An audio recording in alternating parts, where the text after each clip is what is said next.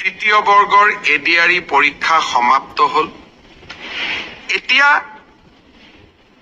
মই এটা নতুন কথা ক'ব খুজিছো। 27 তাৰিখে সেৱাক আপোনালোকে আবেদন কৰিব পাৰিব মাত্ৰ 50 টকা দি। যে আপোনালোকে যিখন OMR চিট লিখিছিলে সেই OMR চিটৰ এটা ফটোকপি আপোনালোকক লাগে বুলি। অৰ্থাৎ আপোনালোকে লিখি থৈ অহা OMR চিটখন 27 তাৰিখৰ পৰা সেৱাৰ কাৰ্যালয়ত আবেদন কৰি সেৱাই তাৰ ধুনীয়া বিজ্ঞাপন দিব কেনেকে এডভাৰটাইজ কেনেকে আবেদন কৰিব লাগে।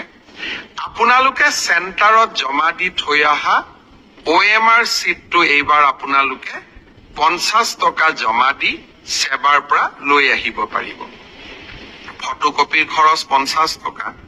ঘৰত লৈ আহি OMR চিটটো এইবাৰ আপোনালোকে পৰীক্ষা কৰিব পাৰিব যে মই শুদ্ধ উত্তৰ দি আহিলো নে নাই। শুদ্ধ উত্তৰটো কি? 28 তাৰিখে আমি এনসাৰ কিটো সেৱাৰ ৱেবছাইটত আমি প্ৰকাশ কৰিম। অৰ্থাৎ 27 তাৰিখৰ পৰা আপোনালোকে OMR চিটখন আবেদন কৰি সেৱাৰ পৰা ল'ব পাৰিব। 28 তাৰিখে সেৱাৰ ৱেবছাইটত এনসাৰ কি প্ৰত্যেকটো প্ৰশ্নৰ উত্তৰ কি হোৱা উচিত তাকো আপোনালোকে চাব পাৰিব। অৰ্থাৎ ঘৰতে বহি মইনো কিমান নম্বৰ পালো OMR চিটখন হাতত উলিয়াই লওক, এনসাৰ কি লগত মিলাই চাওক আৰু 100ৰ ভিতৰত 50ৰ ভিতৰত মই কিমান নম্বৰ পালো সেয়া ঘৰতে বহি মই হিচাপ উলিয়াই ল'ব পাৰিম। অৰ্থাৎ ৰিজাল্ট দিয়ালৈ অপেক্ষা কৰিবই নালাগে। ভাৰতৰ কোনো প্ৰদেশতে এনেকুৱা সিদ্ধান্ত আগত গ্ৰহণ কৰা হোৱা নাছিল। OMRৰ কপিও পাব আৰু এনসাৰ কিটো উপলব্ধ হ'ব। এতিয়া আৰু এটা আমি স্বচ্ছতাক আৰু এখোজ আগুৱাই লৈ যাব খুজিছো। এনসাৰ কিটো আপোনালোকে চাই পেলাই মনত খুদুৱনি লাগিলে যে এইটো প্ৰশ্নৰ এইটোতো উত্তৰ নহয়, উত্তৰটো বেলেগহে হ'ব লাগিছিলে।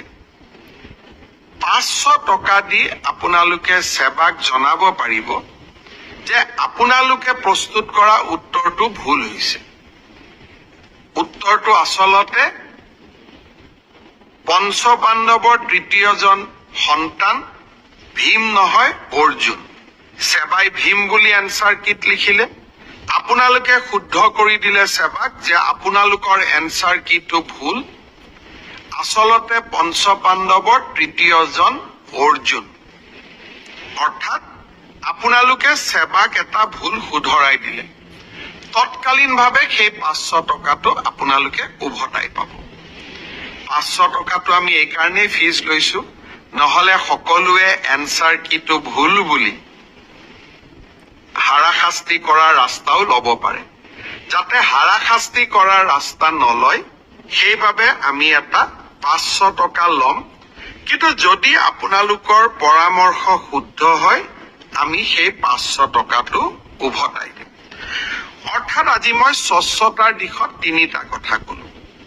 অহা 27 তাৰিখৰ পৰা স্বচ্ছ পৰীক্ষাৰ ক্ষেত্ৰত মই তিনিটা নতুন সিদ্ধান্ত আজি মই ঘোষণা কৰিলো।